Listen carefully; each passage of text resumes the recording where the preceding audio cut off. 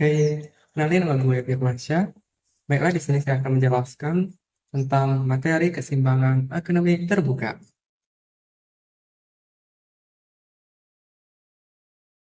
Pembahasan perekonomian terbuka. Perekonomian terbuka adalah perekonomian yang melibatkan perdagangan internasional seperti ekspor, impor, modal dengan negara lain. Rumah tangga menerima aliran pendapatan berupa gaji, sewa, bunga, dan keuntungan. Aliran pendapatan tersebut digunakan untuk satu, pengeluaran konsumsi seperti membeli barang dan jasa yang diproduksi dalam negeri. 2. Membayar pajak. 3. Mengimpor barang. 4. Menabung ke bank atau lembaga keuangan. Dalam perekonomian terbuka, ada dua aliran pendapatan baru dalam sirkulasi aliran pendapatan, yaitu 1. Aliran pendapatan yang diterima dari pengekspor yang merupakan suntikan kepada aliran pendapatan. 2. Aliran pengeluaran untuk membeli barang yang diimpor dari negara lain yang merupakan bocoran kepada aliran pendapatan. Keseimbangan pendapatan nasional akan dicapai ketika penawaran agregat sama dengan pengeluaran agregat dan suntikan sama dengan bocoran. Aliran pendapatan faktor-faktor produksi. 2. Pemerintah ke perusahaan memberikan pajak kepada perusahaan. Aliran ketiga, pemerintah ke rumah tangga memberikan pajak individu kepada rumah tangga. Aliran keempat, rumah tangga ke perusahaan untuk membelanja rumah tangga. Aliran kelima, rumah tangga ke luar negeri untuk membeli barang impor. Aliran keenam, rumah tangga ke institusi keuangan untuk tabungan. Aliran ketujuh, institusi keuangan ke penanaman modal untuk melakukan pinjaman. Aliran kedelapan, perusahaan melakukan investasi kepada penanaman modal.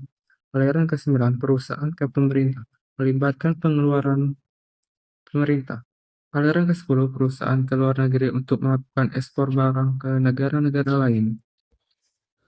Dapat disimpulkan bahwa dalam perekonomian terbuka, pengeluaran agregat meliputi 5 jenis pengeluaran, yaitu 1. Pengeluaran konsumsi rumah tangga atas barang-barang yang dihasilkan di dalam negeri.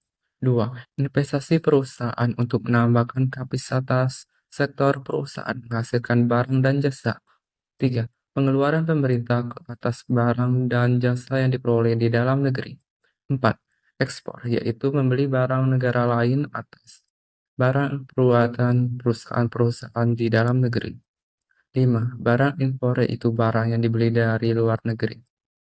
Dengan demikian, dalam perekonomian terbuka, keseimbangan pendapatan nasional dapat dicapai apabila Y sama dengan C ditambah I ditambah G ditambah X dikurang M. Keseimbangan dalam perekonomian terbuka. Ada pertanyaan mengenai keseimbangan pendapatan nasional dalam perekonomian terbuka, yaitu apabila misalnya perekonomian tersebut terdiri dari 3 sektor. Keseimbangan pendapatan nasional akan tercapai pada keadaan Y sama dengan C ditambah I ditambah G. Dan apabila perekonomian itu berubah menjadi perekonomian terbuka, akan timbul dua aliran pengeluaran baru, yaitu ekspor dan impor. Ekspor akan menambahkan pengeluaran agregat, manakala impor akan mengurangi pengeluaran agregat. Dengan demikian, apabila perekonomian itu berubah dari ekonomi tertutup ke ekonomi terbuka, pengeluaran agregat akan bertambah semakin banyak ekspor neto, yaitu sebanyak X dikurang M. Nilai ekspor neto ini perlu ditambah kepada fungsi pengeluaran agregat untuk perekonomian terbuka. Y sama dengan C ditambah I ditambah G, dan akan diperoleh fungsi pengeluaran agregat untuk ekonomi 4 sektor, yaitu Y sama dengan C ditambah I ditambah G ditambah X dikurang M. Perekonomian 3 sektor adalah perekonomian terdiri dari sektor rumah tangga, perusahaan, dan pemerintah. Dalam perekonomian 3 sektor, ada sektor pemerintah akan menyebabkan munculnya pengeluaran pemerintah dan pajak. Pajak yang dikenal oleh pemerintah akan mengurangi pendapatan yang siap dikonsumsi.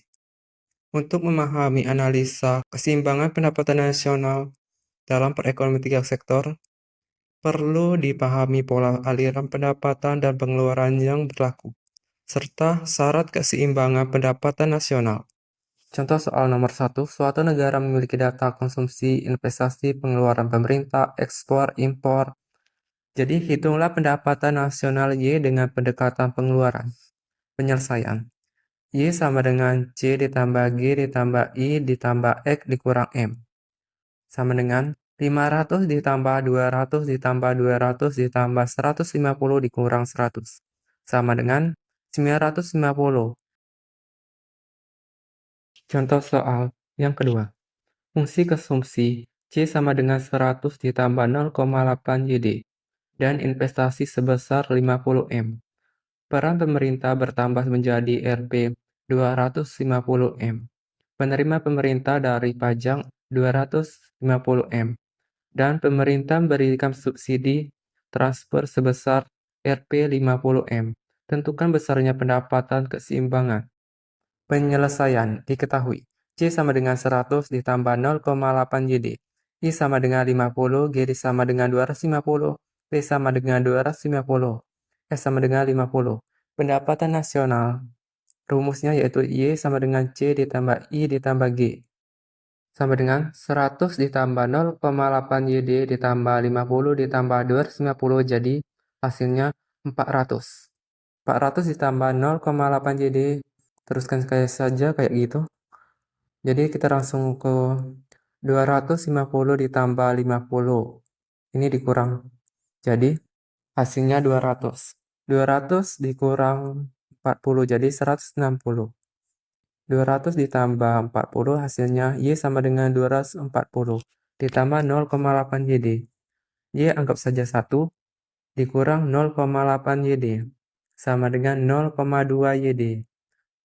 Y sama dengan 240 dibagi 0,2 Y sama dengan 1250 M. Kesimpulan, berdasarkan uraian bahasa keseimbangan dalam perekonomian terbuka, dapat disimpulkan bahwa 1. Perekonomian terbuka merupakan suatu negara yang mempunyai hubungan dengan negara-negara lain. Dalam perekonomian terbuka, sebagian produk dalam negeri diekspor dan dijual di luar negeri. Dan di samping itu, terdapat pula barang di negara itu yang diekspor dari negara-negara lain.